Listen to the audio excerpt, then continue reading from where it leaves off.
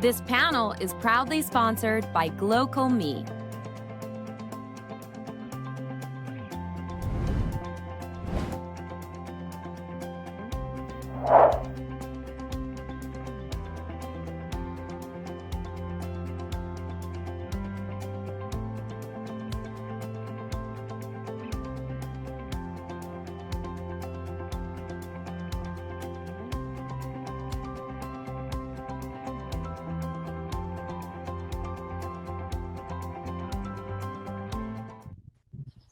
Welcome back, everyone, to our second to last conversation and panel on stage 2 today. Can't believe it's going by so fast.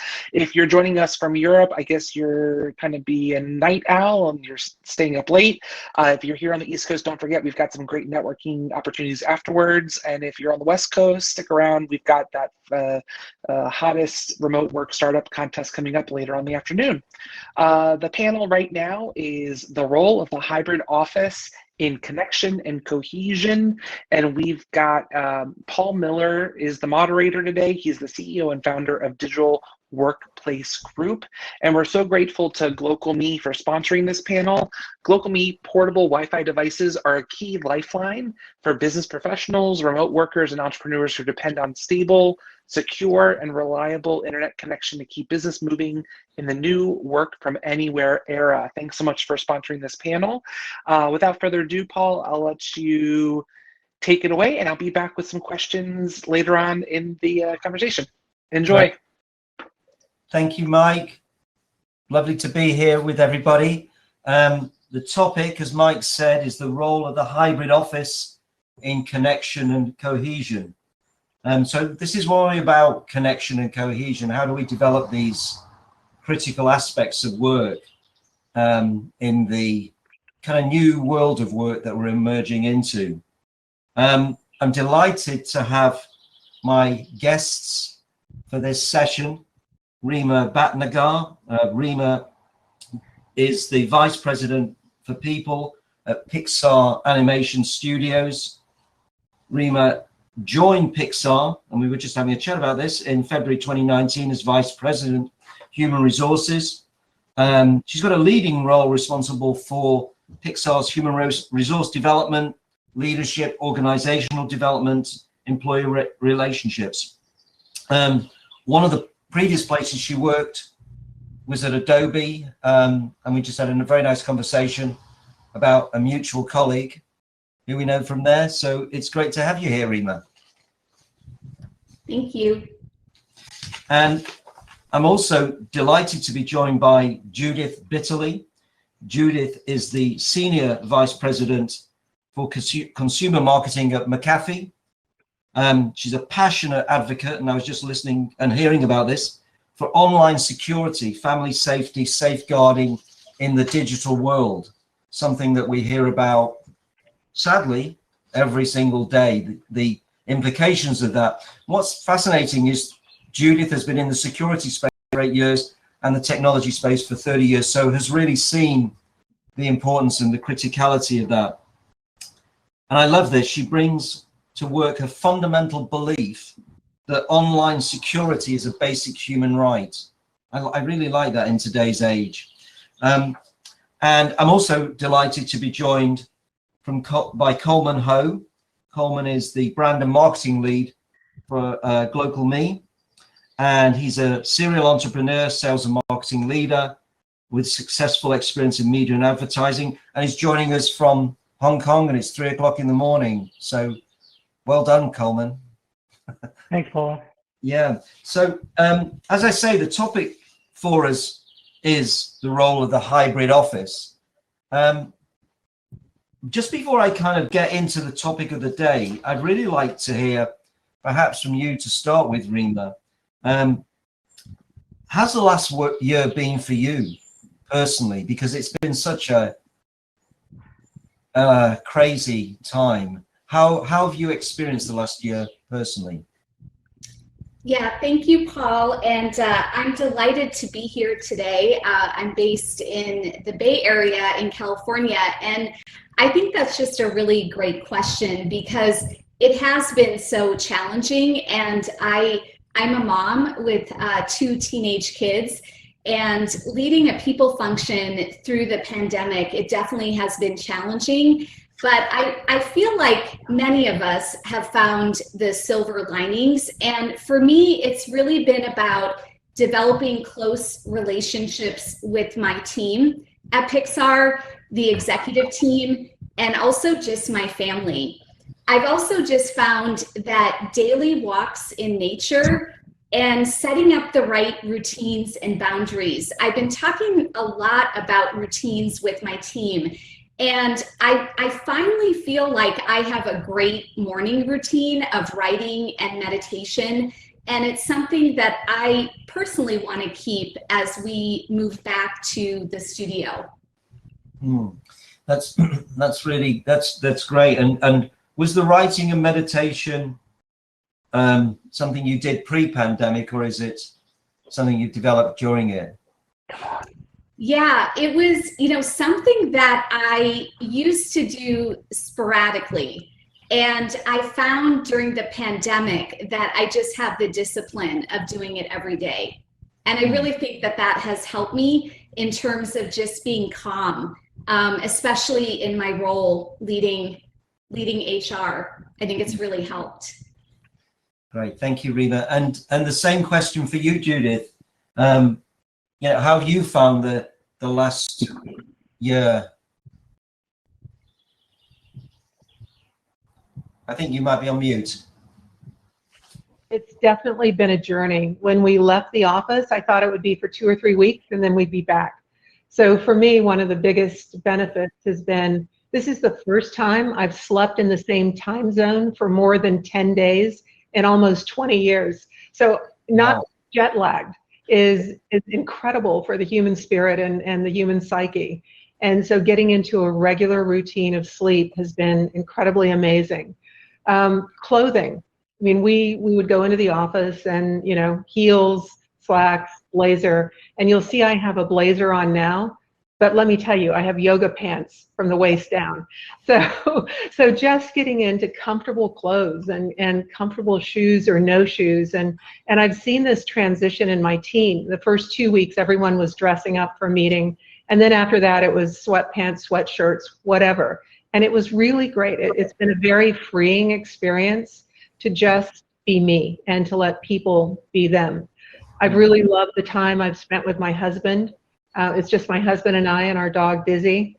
And so being able to actually take a lunch break and spend 15 or 20 minutes with him over a shared meal instead of over a call from Japan or Madrid has been incredibly wonderful. On the downside, I have an aging mother who I wasn't able to see for over a year because of the securities that I'm sure we all kept. And she wasn't able to see any of our family members because at that time we weren't vaccinated and we were doing what was right.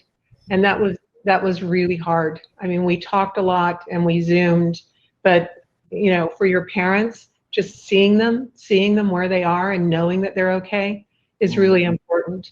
I would say probably one of the other downsides is the refrigerator is too close and it's too easy. I've been really diligent since the beginning of the year and I got, Reema, like you, I got into a routine of working out, which has been really nice, and restocking my refrigerator with not the comfort food, but fruits and vegetables. So I'm back to where I was, which I think is really good. So it's been a transformational experience for me personally and professionally. Yeah, and that's such a, I mean, and both of what you're saying, Reema and Judith, and your stories and experiences, I'm rolling back to January 2020. People in your roles, when asked how's the last year for you, would not be talking, if you like, so personally, and if you like, so kind of openly, perhaps. I think we thought we were open, but then you start to realize, up to a point, but also about some of these things that are really quite deep inside us, as you said, Judith, these transformational experiences. And Colman, you're in Hong Kong, but the pandemic doesn't really care where people are. How's the last year been for you? Well, actually, in this part of the world, we have gone through different stages. from, through blockage to opening up, and, ups and downs are quite a lot. But when it comes to work environment, I would say that for hybrid work, it's something that we're quite used to in this part of the world. The reason I said that is because hybrid work is almost like bringing your work back to home, right? It's like mixing your home life with your work life a bit more. But we are doing that, anyways, because, everybody heard about the how people work from 9 a.m. to 9 p.m. 6 days a week, right? And it's like what we call 996 in this part of the world. It's not something that's of irregularity. It's almost a normal for us. So I would say that in that part, we are just doing a bit more, and when we call it hybrid work, but we are always trying to strike the right balance between work and home, and trying to get into the routine, just now Reema mentioned and Judith mentioned, and try to see, how we are going to thrive in both home and work when we're mixing it so much together. Yeah, great. Thank you so much for that. And as you say, it's different parts of the world, and obviously global organizations have had different parts of the world. There was something that I'll give you my own response, but one story that it reminds me of, when the pandemic really came home to me, which was in late January, and I was talking to somebody who was working for one of our clients, Fidelity International, and I was saying, how are things going? And she said, well, we're having these calls with people in China in our offices there. And she said, the viruses, we were still so, innocent, ignorant, whatever. And she said, we started telling people who were having to work from home what to do. And then we had people breaking down on calls. They got their parents there, they got their children there, they were scared. And she said, all of a sudden we started, as a company, started listening. And she was telling me, and I could feel this sort of, wow, this is different. This is something, I mean, for me, on a personal level, it's been, I'm the CEO of a company with about 120 people, and we've always been what we call distributed since we had offices in London and New York. So on the one hand, I mean, personally, my 98-year-old mum died during the pandemic, not of the pandemic. She died of what I call 98ness. People close, my brother-in-law died from the COVID very early on. So it was intense. But I also found, just as you said, Reema, being in nature, listening to people in the company about the stories and their own experiences, and really having sort of, in some ways, less to say. So as we get into the topic, and there's a lot of talk about the hybrid office, but I'd like to hear maybe from you, Judith, what is the hybrid office, just before we start talking about how we build connection and cohesion, because I think it's one of these words that's used to cover quite a lot of different versions of things. Yeah, thanks, Paul. I think the hybrid definition, it depends on the company. For us, we wanted to make sure that, first and foremost, we wanted people to be safe. We wanted them to be comfortable. And so what we've told our employees is, when we open back up, if you want to come into the office, you can come into the office. If you want to work from home, you can continue to work from home. So we're going to end up with a blend of people who come into the office 2 days a week, who don't come in at all, those that come in 5 days a week. So the hybrid for us is really understanding our culture and what we're driving towards, and making sure that we accommodate all those different groups of people in a very inclusive manner. From an office construct, we're going through, what do we change, because we were densely packed, in the workplace, people right next to each other. What do we do to make sure that there's plastic between places, or people feel safe going into a conference room, or we actually limit the number of people in a conference room, or we set up more outside meeting space. So we're still working through those, but fundamentally, we want to make sure that this hybrid results in building our culture, which is, we put the customer at the core, we move with speed and agility, transparency and trust. And so we've been very transparent with our employees on when potentially will go back into the office, and giving them the choice. So. And how's it been changing the culture at McAfee? Because I don't know much about your culture. I know that you're a brand that's been around forever in the security space, but I don't have a sense of it. And has it changed? It's changed the mindset. I would say the management mindset. One of the things that, if you look at our business, we've had 14 successive quarters of growth, very strong business on the consumer side, but there was a mentality that in order to work efficiently, you had to be in the office. And that has been blown out of the water. And I think we've all become better human beings and better managers. When you're sitting in a conference call with someone and they have a baby on their lap, or you can hear someone cooking in the background, or you can hear, children arguing with each other, it just has gotten to be acceptable. It's life. Hearing my dog bark or snoring under my table. We become better human beings as a result of that. More understanding, more compassionate. That's fantastic. And I'm thinking to myself, Reema, that I don't know if it's by design or just serendipity, but as two examples of organizations, Pixar and McAfee, I very different. At least in my mind, security and creativity, both at a sort of extreme level. So how do you define hybrid in a Pixar setting? And maybe just paint a bit of a picture for me of the culture of Pixar, because obviously I've got pictures in my mind, but I Yeah, well, it's interesting, Judith, to kind of hear your perspectives, because in some ways it's very similar, even though we're more of a creative organization. But I will just share that Pixar historically never had employees work from home, and that was really due to our in-person creative collaboration. That's really critical at Pixar in terms of that creativity that flows into our filmmaking process. And we've had a lot of great learnings as we now have two films, Soul, which I hope all of you have seen Soul. It's an amazing film. And we also have Luca, which is our next film that's releasing June 18th. And it's a wonderful film as well, especially if you love Italy. But we finished both of those films, as well as a lot of streaming content, all from this work from home setting. And that was just mind-blowing because we never thought we could actually get it done. We never thought that we would win awards with Soul, and it's really been, great to kind of see all of the progress.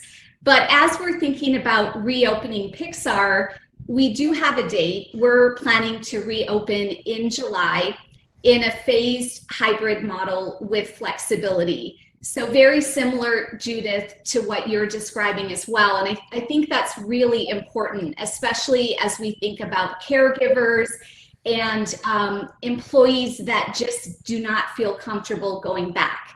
And so we're really leaning into flexibility and really leaning into hearing from our employees.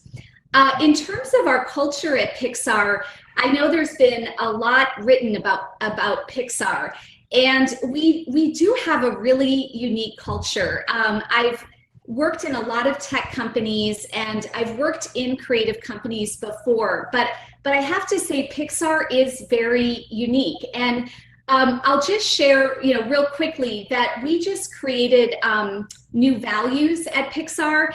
And so, just an example, even the process of creating our values, we went through a creative process of hearing stories from our employees. We asked them questions around, like, what is the quintessential Pixar? What is Pixar at its best? And then from there, we identified 4 values around community, innovation, ownership, and authenticity. And so as we're thinking about moving into this hybrid model, we're really leveraging our values. And that's something that's really important for us. Yeah, that's fascinating. And I mean, one of the things that is making me think about, I've had quite a bit of work as one of our clients and members, Ubisoft, who are games developer. They've got offices in Paris and Montreal, and again, another very creative company, and using their own creative processes, like you said, to sort of design. So it's not a top-down, okay, here's the hybrid model, and we're going to kind of run it through the organization. Colman, when you're kind of looking at your own, has the culture inside your organization changed? I would say that, as mentioned, we have always been mixing work and play a lot. But when it comes to the recent 12 months, so to speak, we learned how to be able to trust our employees more in this environment. To me, I think in a hybrid environment means you have to trust your boss, you have to trust your peers, and you have to trust all your staff that what they are doing when they're doing this hybrid model is that they are striking a right balance to perform better at the jobs.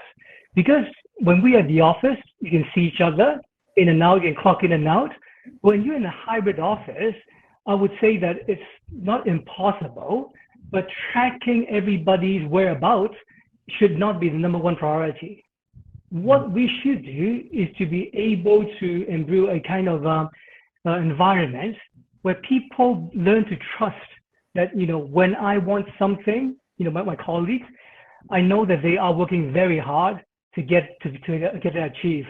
I know my boss is not taking half a day off because nobody knows where he or she is, but they are also doing the job. So I would say that we are doing very something internally. For example, the exchanges we have is that how are we going to trust each other more?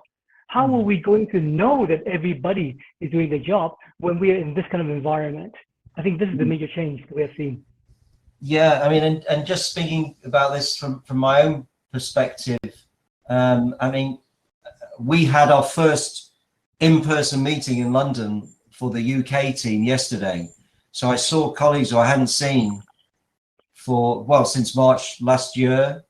I mean, I saw a few people over the summer, but and it was, what I noticed was two things. One was, it was basically an acknowledgement of the way that the culture's really delivered and how people have been there for each other.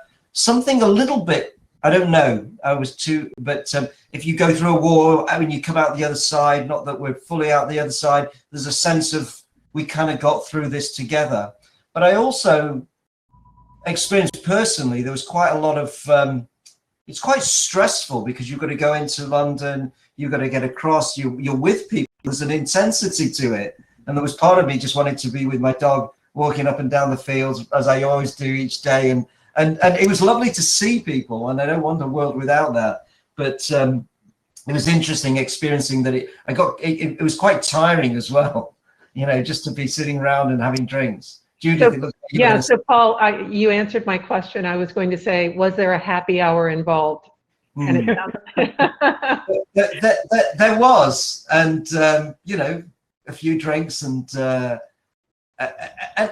it was really nice. Everybody got tested the night before on these lateral flow tests, and it felt very good. So Judith, just to kind of come back to you, so the topic is the role of the hybrid office in connection and cohesion. I mean, what examples do you feel you've seen from McAfee in the last year that have been about building connection and cohesion, or how is the company thinking about building connection and cohesion? Because it feels to me we're moving from the firefighting mode, at least from what I can see in the US, the UK, Hong Kong, into a sort of, this could be going on for years in some shape or form as we readjust to living with this virus. Yeah, we start with the basics. So last year, as we realized this was going to be more than a 3-week event, there's an exercise that we do every year, which I'm sure you guys do, which is enter your goals and your measurements into the HR system that we had. But I don't think anyone had really paid attention to it diligently, Reema, until then. But we spent a lot of time making sure that everyone had their goals and their measurements of success of the goals in there. And it wasn't just an exercise. It was so they understood, and they understood my goals. My goals were very transparent. We made the business goals transparent so they could make trade-offs as they needed to. Because what we recognized is they're going to have to bathe their children in the evening time. They're going to have to do bedtime stories. And we can't, our approach was we can't expect the same intensity of work because they're living from home. So one was the goals and the cohesion. Second was, it was how do we replace the whiteboard? With people getting around the whiteboard and being able to exchange ideas. So making sure that we had tools and technology in place so that you could do those collaboration sessions, and using our SharePoint so that any document that we were working on, whether it was PowerPoint or Excel or Word or project, we could share and people could comment and iterate. And that's been a real upside to this, because instead of emailing something and getting comments back, changes happen real time. So the tools and technology was really important. I invest probably 20% of my time, 20 to 25% with one-on-ones, not just with my directs, but I normally go through everyone on my team once a quarter. It's about 140 people. And just call in, see how they're doing, see if there are any sticking points, and being able over the screen to look in their eyes and know if they're stressed, know if they're happy, know if there's an issue, and know that we're there for them from a human basis. We also made some trade-offs during this time. We asked our team to do less but more impactful work. If they were doing 10 things, how do you do 7 that are going to drive the same results? And then in the different countries, our HR department, I think, has done an amazing job of being relevant. In India, for example, we have special programs for the employees in India. Or we pay for vaccinations, we help with transportation, we give time off, without any accounting for it. But there are a lot of those things that I think our HR department has done culturally and regionally to really connect. So those are some of the things that we're doing. Yeah, and it makes me think, one of the things I started doing at the beginning of last year was having just a one-on-one with everybody in the company. I was getting so much out of it that I decided to carry on. But actually, when you think about it, and what we're talking about is how do you build connection and cohesion in this world, there's actually an intimacy you can get in a digital conversation. I mean, when would you really have a one-to? I mean, how many people yesterday did I have a proper one-to-one conversation with? Not the 20 people who were there for sure. And so that I found very interesting. And it's almost like you're meeting more as human beings. So, if I can go on that, and it also is humanizing on the other side. So last, around Christmas time, I had a one-on-one with a young man who works out of our Bangalore office.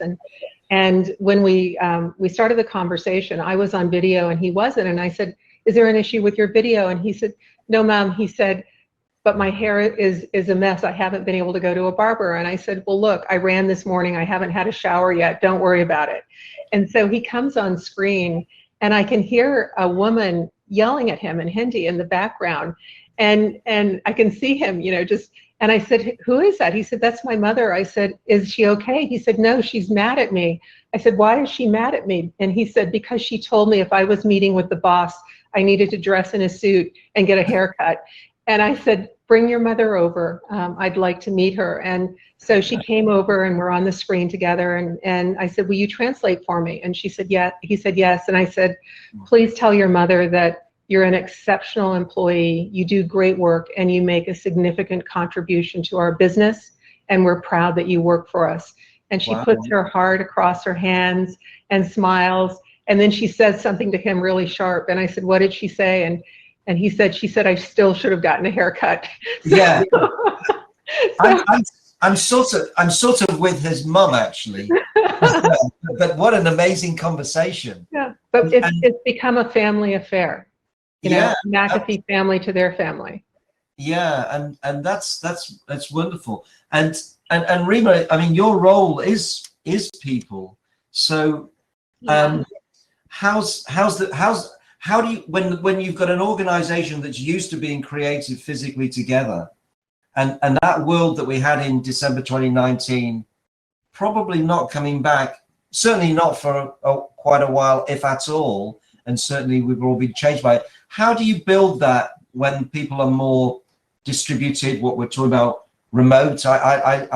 You know, I don't think we've got a great word for it, because remote sounds like everybody's sort of a long way away from each other, whereas actually what Judy's talking is about how close you can get.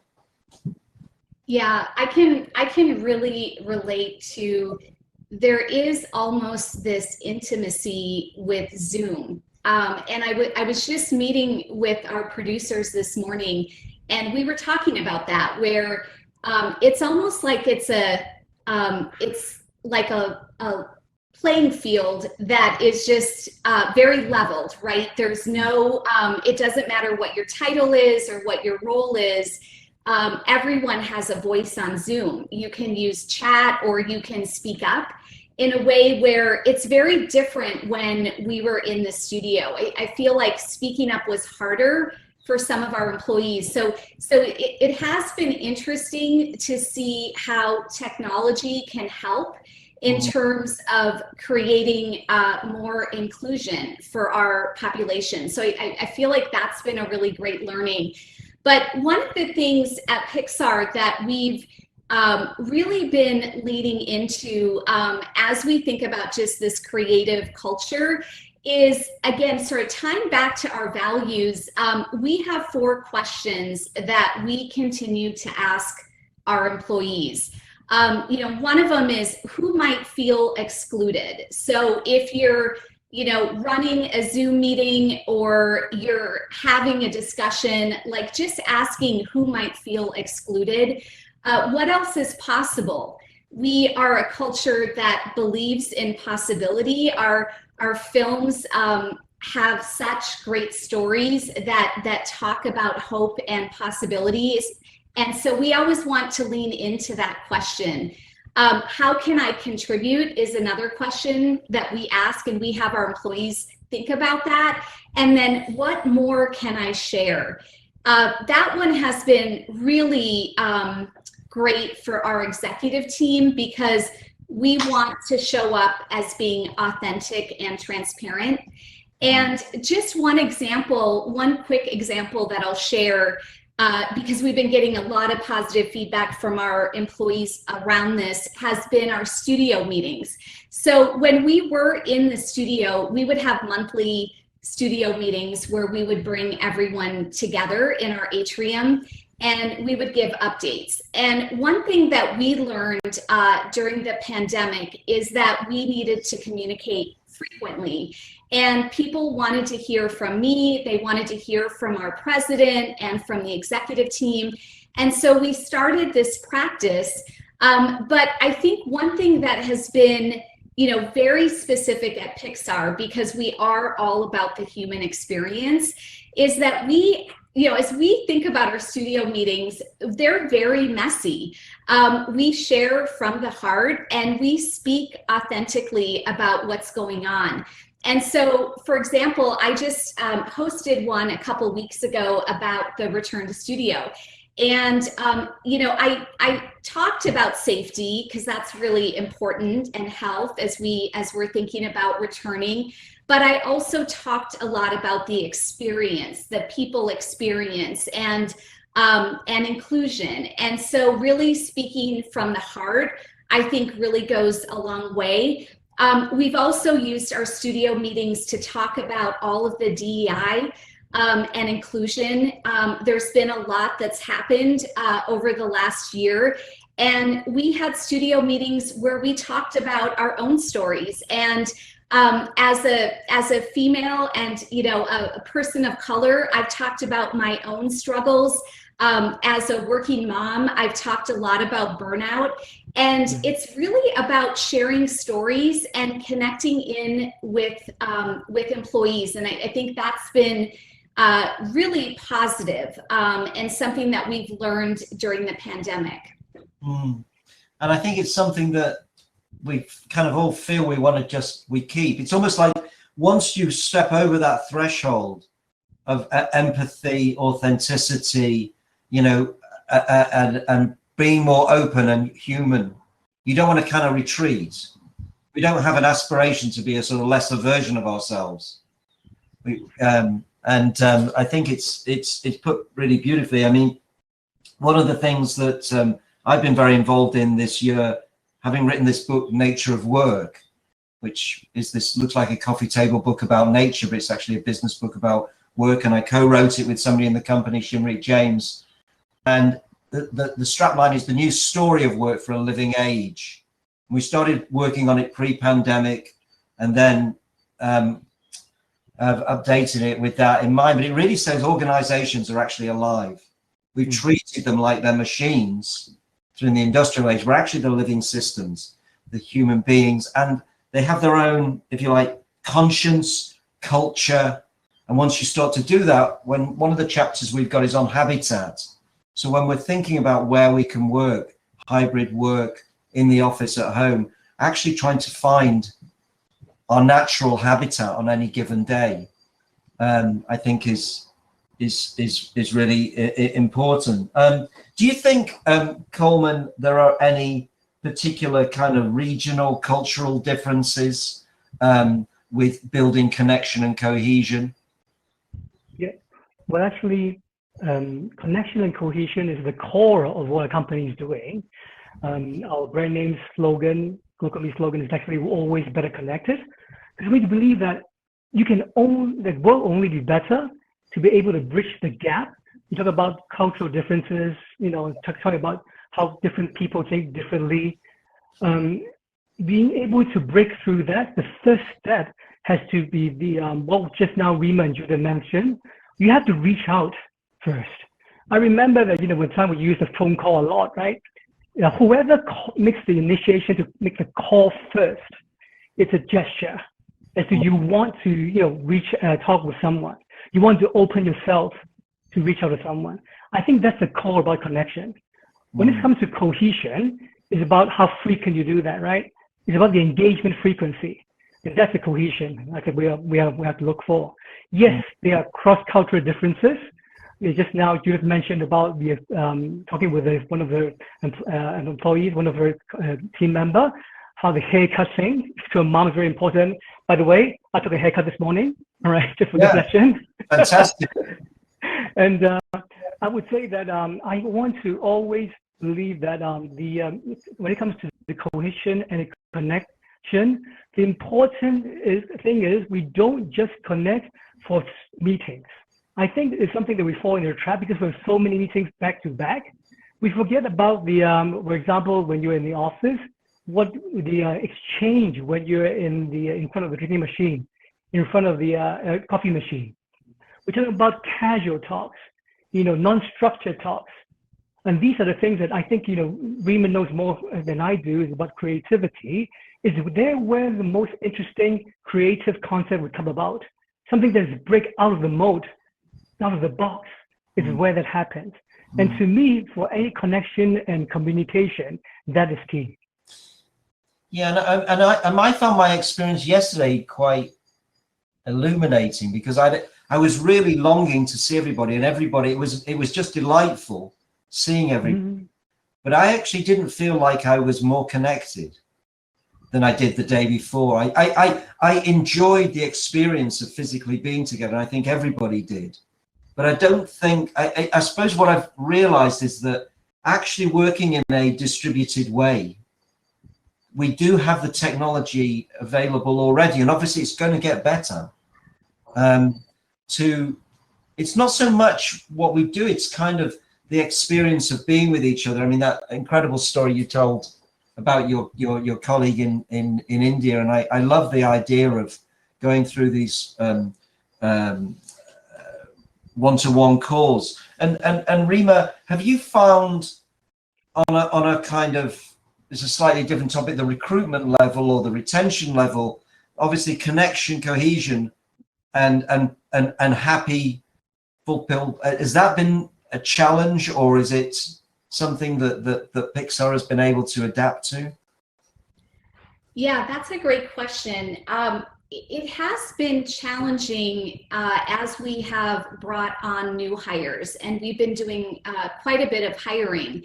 And that has been challenging because we do have this Pixar magic that when you're in the studio, you know, just our creative space, you kind of walk into Pixar. And I remember even when I was interviewing at Pixar and walking in for the first time, you literally have to, you know, you just almost have this spirit of awe and wonder because the space is so creative.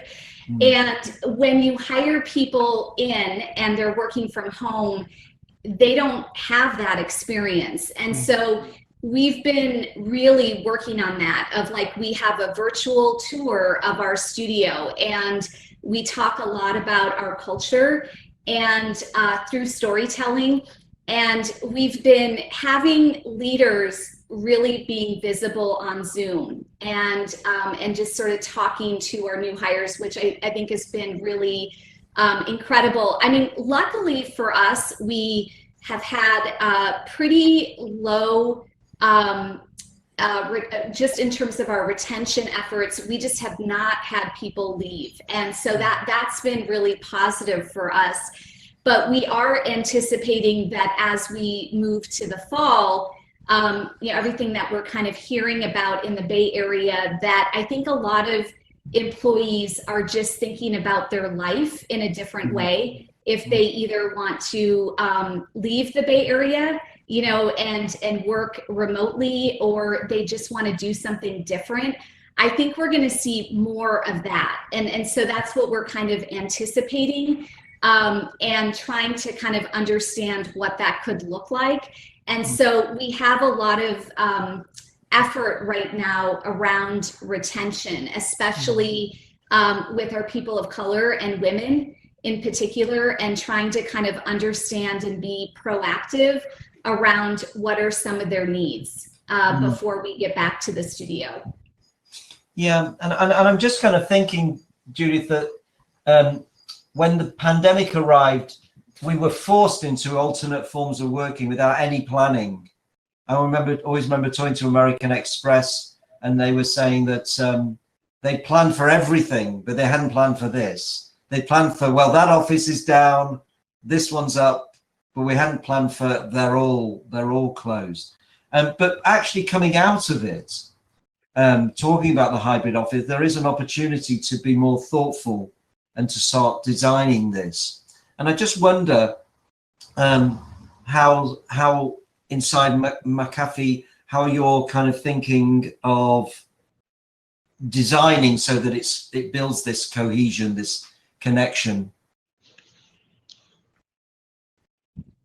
There, you're back. I think you froze. Oh, right, okay. It's okay. So, did you get the question? I did. Okay. How are we thinking about building cohesion and connection? So the thing that I am most concerned about as we go back to the hybrid office is inclusivity, because we're going to have people working from home. We're going to have people in the office. So I think we have to embrace a different skill set. For example, in meetings, one of the things that I do when I have I do it now because everyone's remote, is I make sure that I call on people. You know, I don't wait for them to pop in. I'll say, you know, Reema, what do you think about this? Or Colman, what is your approach to this? So I think all of us as leaders and managers are just going to have to be more connected. I also believe that you asked Colman on the geo, what I've learned is that one size does not fit all. I mean, I have to up my game with awareness. And in the morning I get up, I look at what's going on in Israel. I look at what's going on in Spain and London, India, Japan, China. And a week ago in my one-on-ones, I did a call where someone was going down to their bomb shelter in Tel Aviv, where someone in India was taking their parent to the hospital because of COVID. And where in Tokyo, someone was literally getting ready to melt down because they'd been in a 300 square foot apartment for over a year. So I think as we go back, it's not just the physical construct of the office, it's the mental construct that we take in as leaders and managers to understand the environments and the conditions that people are living in, understand their situation, know that they haven't been able to go outside for a certain amount of time, but we've really got to connect much better and more effectively than we ever have in our own life.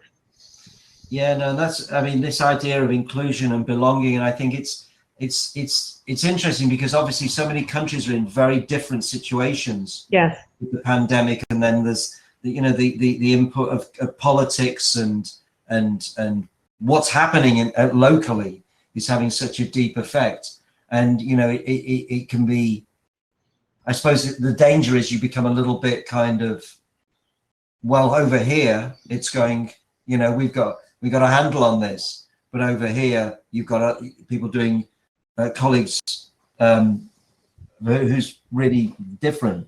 I'm just wondering, Colman, what do you feel that what are you most concerned about losing as we move into this hybrid way of working?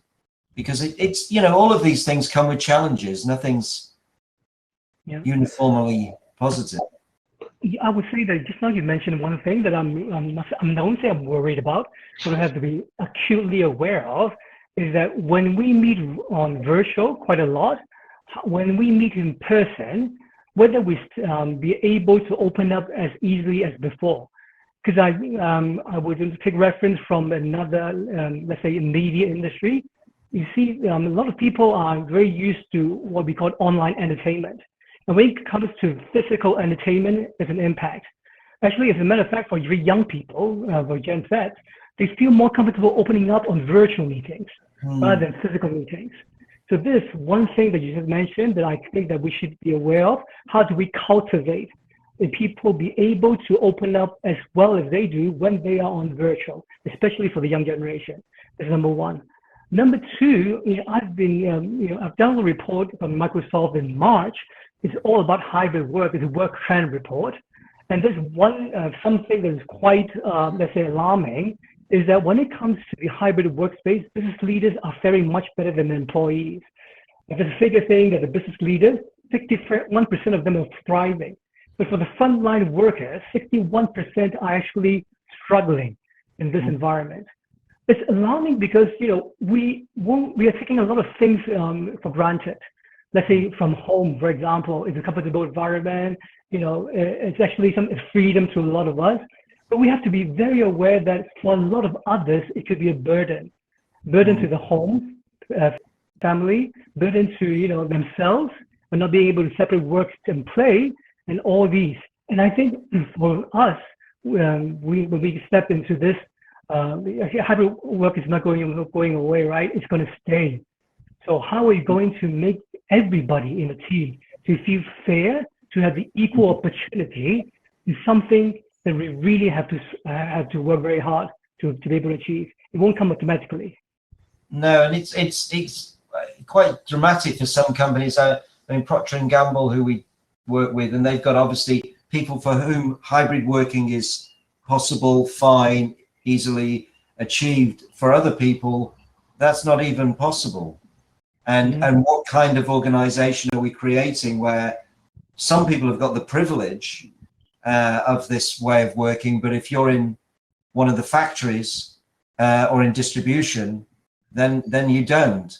But that's how the company requires this in a way to function, and trying to build a sense of inclusion, I think is, I think it's challenging at the moment. And I think one of the things that probably concerns me most is, you probably found it, there's been a lot of fatigue inside organizations and people, and kind of burnout from such an amount of online working, and just, paying attention, as I think we're all saying, to the culture of the organization, listening, trying to give people, time, leeway, and so on.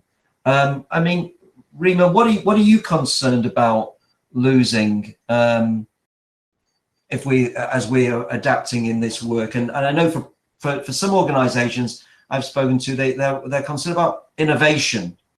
How are we going to lose our kind of secret sauce? Yeah, there's a number of things that we're concerned about. I think that topic around inclusion and specifically caregivers is really critical. And we just want to make sure that as we're thinking about the hybrid model, if you're in the studio or you're working from home still, that you still have the same experience. And so I think that's something that we're really leaning into. In terms of the creative collaboration, I think that is something that we're continuing to kind of think through, because we've made the work from home work for us.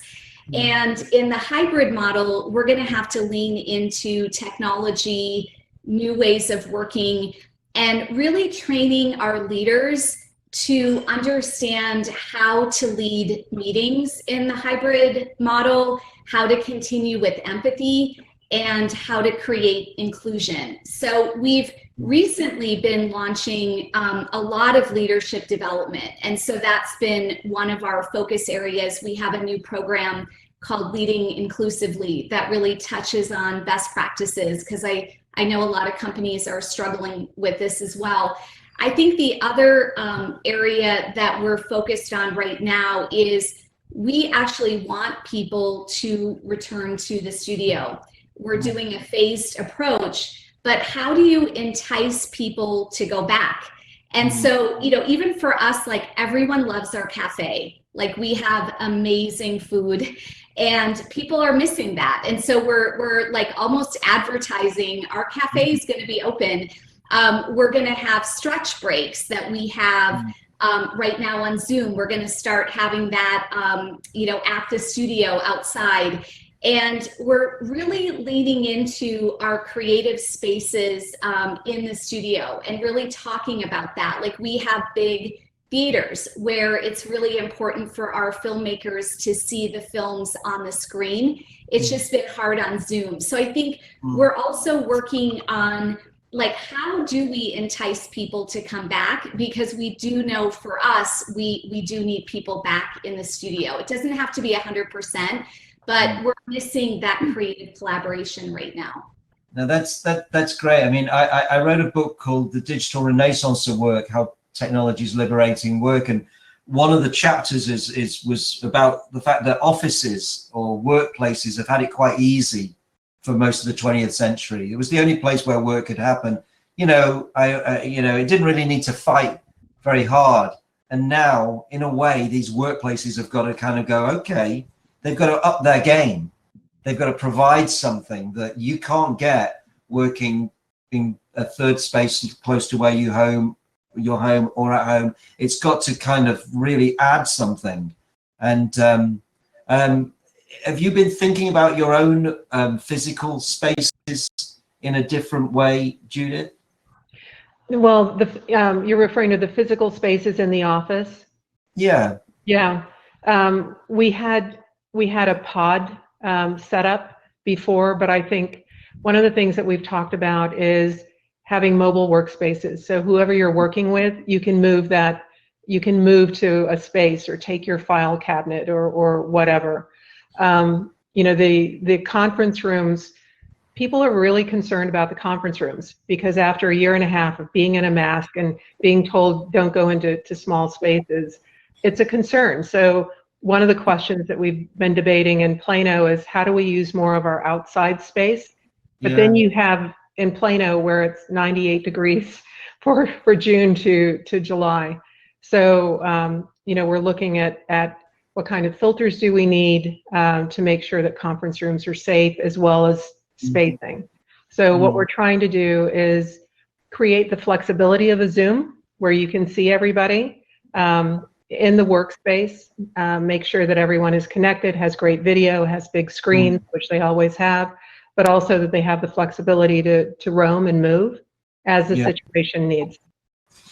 We found something that we've used that's worked quite well, is that if you've got a small number of people meeting physically, maybe 3 or 4, but you've got somebody on a quite a large screen coming in, maybe a couple of people actually on wheels, and you can move them around inside the room.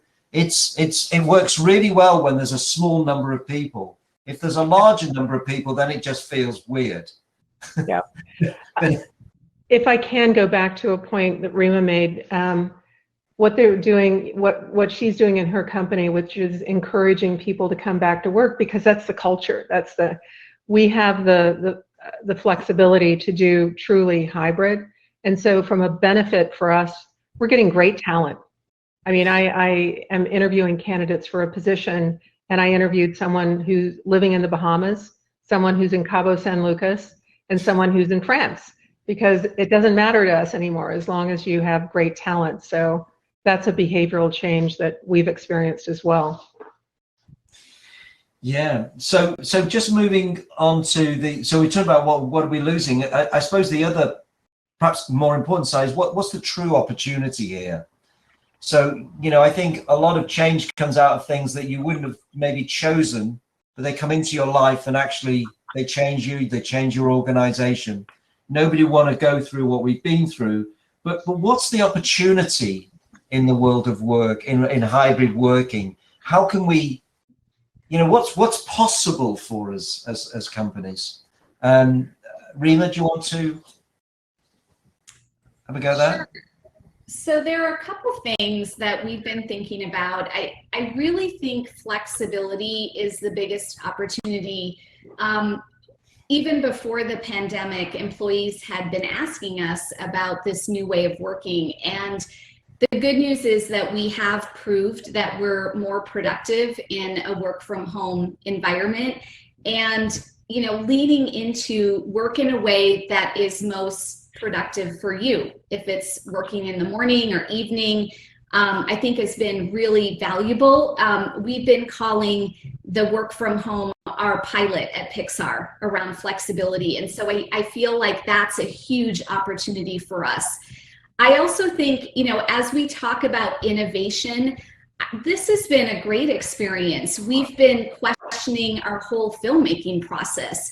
And if you think about we need to evolve our craft, and we've learned so much about leveraging different technologies and being creative that I think we're going to bring back to the studio. And I think that's been really valuable. And lastly, I think there's been a lot of great learning around leadership. And my background is in leadership development and OD, so I definitely lean into this. But I have been so pleased to see our leaders step up in a really different way. I feel like all the storytelling, the empathy, and also just new leadership behaviors around optimism, resilience, coming up with solutions. I really think we're going to be a stronger leadership team, and I think that's really a great opportunity for us as well. Yeah, and just a sort of quite a random observation is that I've got 3 daughters all in their 20s, and I think this is true of that generation.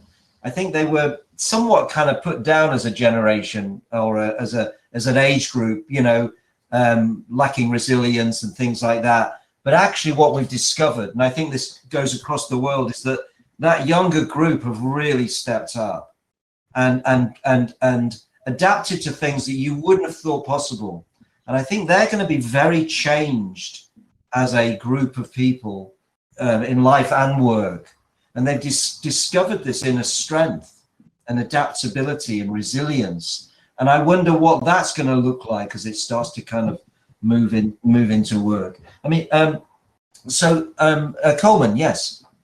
Yes, actually, I just want to echo what Reema was saying about how we can embrace technology more in this new hybrid environment.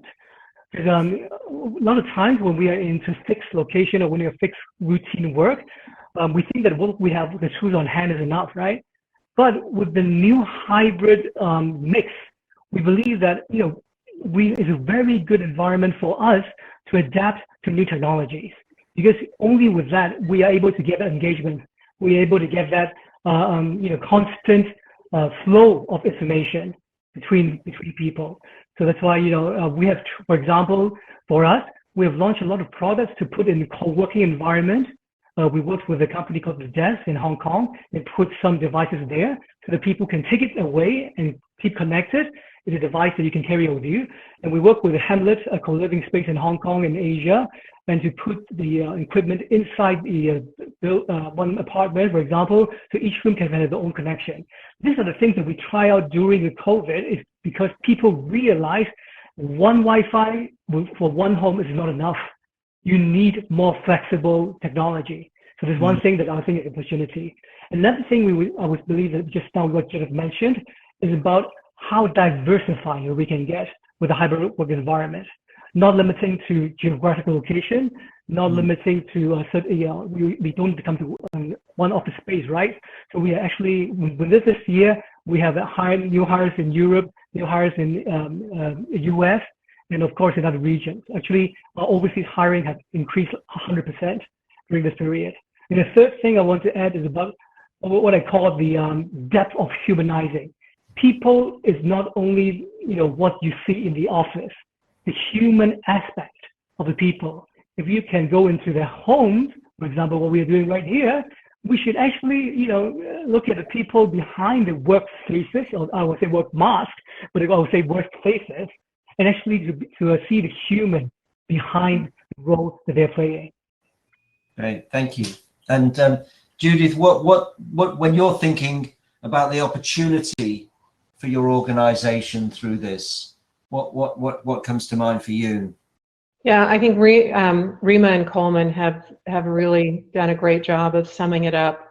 What I would add is, I think the opportunity is to really continue to connect with human beings in a very empathetic and humanizing way. It has been so humbling this last year and a half to have people allow me into their house and to meet their family and their mothers and become part of that. Reema spoke about the leadership and the importance of evolving leadership in this new environment. And I believe all of us have learned the importance of being present in the meetings and listening better and connecting better and understanding what's behind individuals' desires and needs and goals. I think they've wrapped it up really well. Yeah, and I think the words that I wrote down is that the opportunity to become more humane, more vital as organizations, more dynamic in the best sense of the word, and kind of more authentic. Yes. A kind of, beyond the posturing, to be more honest about who we each are with the ups and downs of that. So before I bring Mike back in, any final comments that you'd like to make, Reema? I think this has been just a really good discussion, and I am learning a lot as well. And from my perspective, I would just leave you with a couple of thoughts, which is, being from Pixar, there's really the power of storytelling. I mean, we see that in our films, but I feel like there's the power of storytelling as we've been in the pandemic. And we've talked a lot about that today around being authentic. Have values in your organizations. What is your quintessential culture? And create it together. You don't have to have all the answers, and ask questions around who might feel excluded. I would also just say, be innovative, be curious, ask questions. I love the question, what else is possible, that we have tied to our values. I think this is a new territory, and I think leaning into innovation is really critical. And then just lastly, as I mentioned, the leadership behaviors of empathy and optimism, and role model those in your organization. And I think it's just really critical. That's great. Colman, what any final reflections from you? I would say that again, meeting and talking with your colleagues or with people, I don't think it's enough. We have to be very conscious and very aware that this should be only 50% less than the work. All the culture has to be backed by actions. And actually, I believe that with the hybrid work or a lot of online meetings, we spend too much time on meetings alone. I think we have to be aware that I'm trying to schedule myself. Okay, I'm not saying that I've achieved that. Try to get the meetings down to 50% or lower, and back. Yes, it's not easy. And then try to do the action that backs up what you have done, talked with people by the other 50% of action. And this is something that I'm trying very hard to achieve. Great, thank you. And Judith, just before we bring Mike back in, any final thoughts for you? Yeah, I would say coming still in the pandemic, we've learned that it's really important to over-communicate. And over-communicate, as Reema said, it's about storytelling. We have, and the meetings are generally optional, but we have stand-ups. We have Ask Me Anythings on Slack. We've been incredibly transparent and available. And it's important because on any given day, you don't know what's going on in someone's life. I think also what we found is that we needed to adopt a red is good mindset. So if you think about the Harvey balls on a, is something green? Is it yellow? Is it red? There's always something red. And so culturally, we have to accept that, get beyond it, accept failure as a learning, because there's a lot that's going on. So I think the red is good mindset is something that we've adopted very successfully, and involved in that is also grace and allowing people the grace to fail and learn and move on. And then the last thing is just, it's so critical to keep your pulse, have your hand on the heartbeat of the people on your team, because for me, the only asset we have in the business are the people in the business. And my belief is if we take care of the team, they will take care of the customer, and then in turn, that'll take care of the share price. So people first. Great, thank you. So Mike, I'll bring you back in. I think you've got a few questions that have come in. Hi, everyone. Yep, we've got a couple of questions that have come in from the audience. The first one is, in terms of innovation specifically, do you see benefits in the hybrid and remote first models over the old co-located way of working, or do you see co-located as superior? Judith, do you want to pick that up? My business is very different than Reema's and Colman. So we found benefit in remote, because we've been able to accelerate. We've been able, there's been much greater transparency, and I believe greater freedom for people to step up and express ideas and have a voice. Being in the office, there's such a hierarchy typically that, video conferencing has broken it down. So for us, the working remote has gone exceptionally well. And the question is, how do we carry that back to the hybrid? Yeah. And Reema, obviously you put a much higher accent on the studio, the physical studio, but it sounds like innovation. You've been surprised by the innovation inside Pixar. Yeah, definitely. I feel like for us at Pixar, we have been able to be creative in this work from home environment. And Judith, similar to what you're sharing as well, of I feel like in some ways we've been more inclusive because everyone has a voice on Zoom. And I think we're going to experiment as we move into the hybrid model, and we're going to try things. I think that's sort of the spirit of what we're talking about. We haven't moved to it yet. It'll be in July. And I think for us, we have ideas which include leveraging technology that we talked about and being really innovative there so that we could get the best of both worlds. I think for us, the ideal scenario is people are going in for the creative moments that need to happen at Pixar, and then they have the flexibility to go back home and do creative work at home. So I think that's what we're exploring right now. Yeah, and I often feel that the workplaces have been slightly flattered as being these hotbeds of innovation, rather than quite often the reverse. And I think actually working in a more distributed way allows people to sort of find their mode. And obviously, you know, I think for myself, simply working without the travel, spending more time in nature, I've found I've had a clarity of thinking that I haven't experienced before. Mike, what's your next question? It's someone was referencing another panel that was discussing having one set of processes that has to work for all employees, whether they're staying remote or those going back to an office.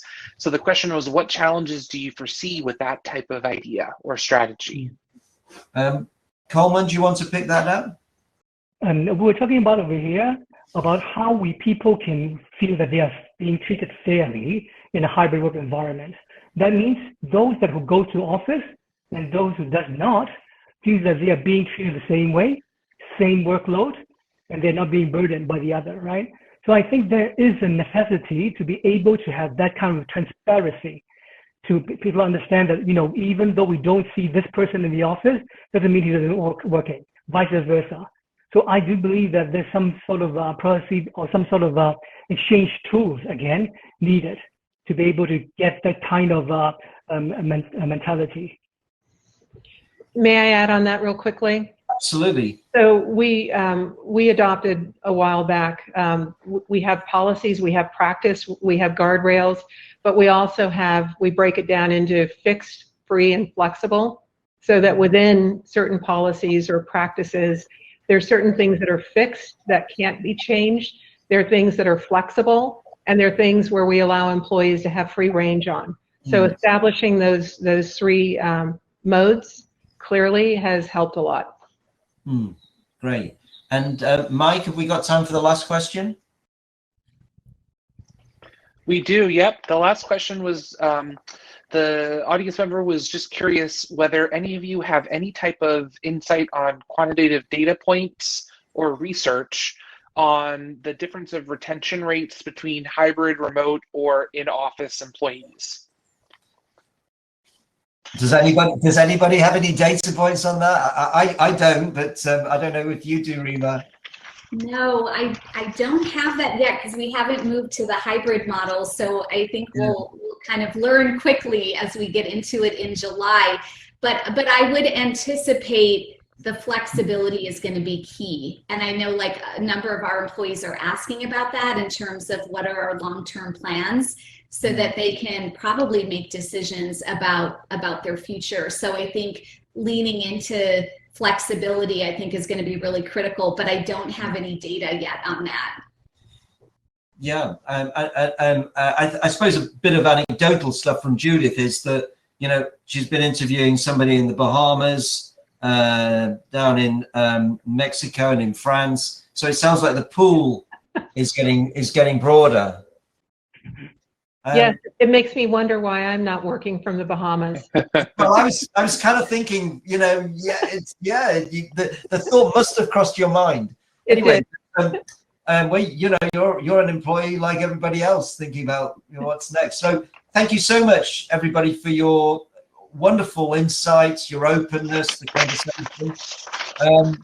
Mike, I think it's about time. It is. Thank you all again so much for taking the time out of your day to join us.